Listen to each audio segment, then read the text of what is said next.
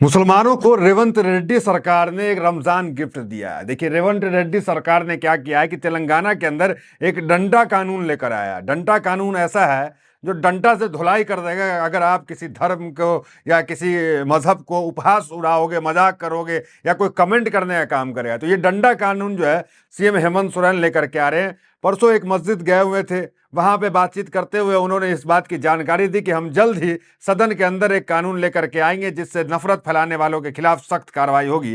देखिए, बीजेपी सबसे ज्यादा बीजेपी के नेता भरे पड़े हैं पार्टी में जो नफरती बयानबाजी करते हैं, हेट स्पीच देते हैं, जिन पे अब तक कोई कार्रवाई नहीं होती है। सबसे टॉप पे जो है जो हेट स्पीच देने वाले हैं वो योगी आदित्यनाथ है और सेकंड पे फिलहाल अभी प्रधानमंत्री नरेंद्र मोदी है, जिन्होंने पिछले साल हेट स्पीच दिया। ये आंकड़ा जो है ऑफिशियली निकल के आया है। अब आपको बताते हैं कि तेलंगाना में कौन सा कानून आ रहा है, कौन सा डंडा कानून है, क्या रमजान गिफ्ट है, सब बताते हैं। देखिए, आप जानते हैं कि इस्लाम को लेकर, मुसलमानों को लेकर किस तरीके से उपहास उड़ाना, मजाक उड़ाना और जो है मुसलमानों पर टारगेट करना, मुसलमानों को जो है अकबर से जोड़ना, मुसलमानों को जो है उसके पूर्वज पे सवाल उठाना और ये कहना कि सारे पूर्वज आक्रांताएं हैं। इस तरह के कई आरोप प्रत्यारोप, पाकिस्तान चले जाओ तो यहाँ चले जाओ, ये सब तो कहते ही रहते हैं। लेकिन अब तेलंगाना के अंदर ये अगर आप कहेंगे तो डंडा कानून से डंडा बरस जाएगा। देखिए क्या हेडलाइंस, तेलंगाना सरकार नफरत फैलाने वाले भाषणों के खिलाफ कानून बनाएगी, मुख्यमंत्री ने कहा।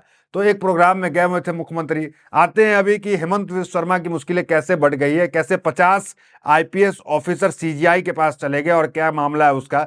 वो भी नफरती सीएम है और किस तरह का बयान देते हैं वो आपको पता ही है। पहले रेवंत रेड्डी को सुनिए आप। सबको साथ लेकर चलने के लिए हम लोग कोशिश करेंगे। हेट क्राइम, हेट स्पीच के लिए जो कानून बनाना है, आने वाले बजट सेशन में कानून लागू करेंगे। तेलंगाना रियासत में पूरा पॉलिसी डॉक्यूमेंट बन रहे। मैं ऑफिसरों को सबको बोल दिए, justice Sudarshan Reddy supreme court तक जो माइनॉरिटी रिजर्वेशन ने बचाया, परसों मोदी के खिलाफ वाइस प्रेसिडेंट चुनाव लड़े जस्टिस सुदर्शन रेड्डी साहब को मैं गुजारिश किए, हेट क्राइम, हेट स्पीच के कानून बना दो।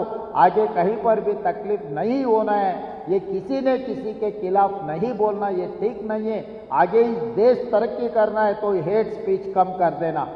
ये हेट क्राइम भी पूरा करप्ट करने के जो भी ऐसा कोशिश करेगा उनको तो अंदर डालने का बराबर हम लोग कानून बनाएंगे। कोई चिंता करने का नहीं है, हम हैं सबको साथ लेकर चलाने। देखिए, मुख्यमंत्री रेवंत रेड्डी को सुना आपने। कानून आने वाला है तेलंगाना के अंदर, वही कानून जो हमने देखा है कर्नाटक के अंदर आया है। नफरती जो लोग हैं उनको जो है तुरंत जेल भेजने वाला ये कानून है।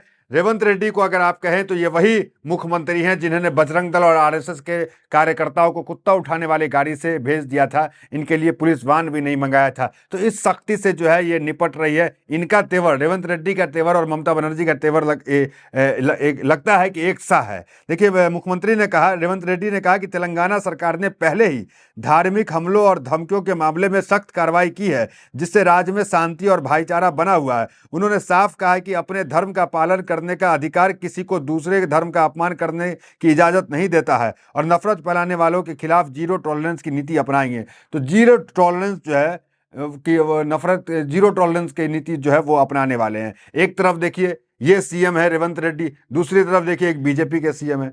क्या कह रहे हैं मुसलमानों के बारे में? कह रहे हैं कि 5 रुपया रिक्शा वाले मांगे तो 4 ही रुपए दो, उसको परेशान करो। और ये दूसरा बयान ये दिया उन्होंने कि जब तक हम मुख्यमंत्री हैं मुसलमान चैन से नहीं जी सकता है।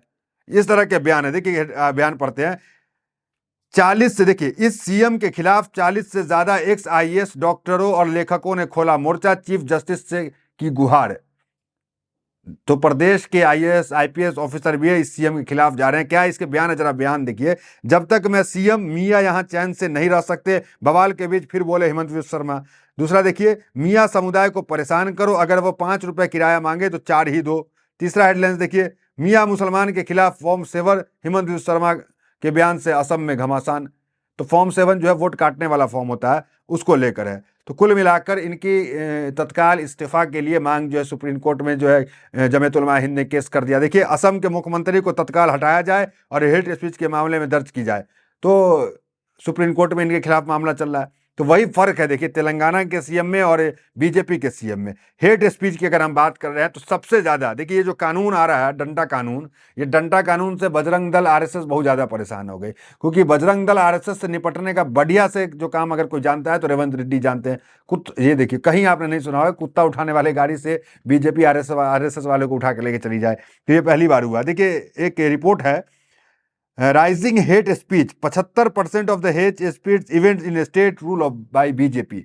जहां जिस स्टेट में बीजेपी की सरकार होती है वहां 75% ज्यादा हेट स्पीच के मामले दर्ज हुए हैं। ये आर्टिकल जो है वो टाइम्स हिंदुस्तान की ये आर्टिकल है कि सबसे ज्यादा जो है जो वो जहां बीजेपी शासित राज्य है वहां होता है। हेट स्पीच में अगर टॉप नेताओं की बात करें तो योगी आदित्यनाथ ने 86 हेट स्पीच दिया है।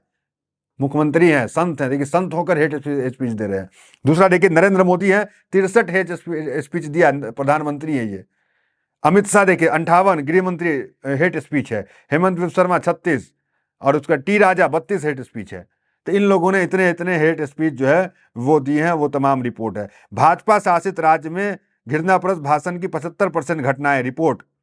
देखिए ये पूरा मामला है को कांग्रेस के जो मल्लिकार्जुन खड़गे है सदन में भी उठाया, जरा उनको सुनिए। भाजपा के एक मुख्यमंत्री, मैं उनका नाम नहीं लेना चाहता हूं इस जबान से, क्योंकि इतना ऐसा तो इंसान मैं नहीं देखा, एक मुस्लिम समुदाय को निशाना बनाकर दिए गए बयान पूरे लोकतंत्र के लिए खतरे की घंटी है।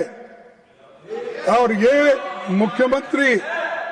मुख्यमंत्री हमेशा पोलराइजेशन की बात करता है, हर एक को झगड़ा लगाता है, हर एक जगह मुसलमानों के खिलाफ बात करता है।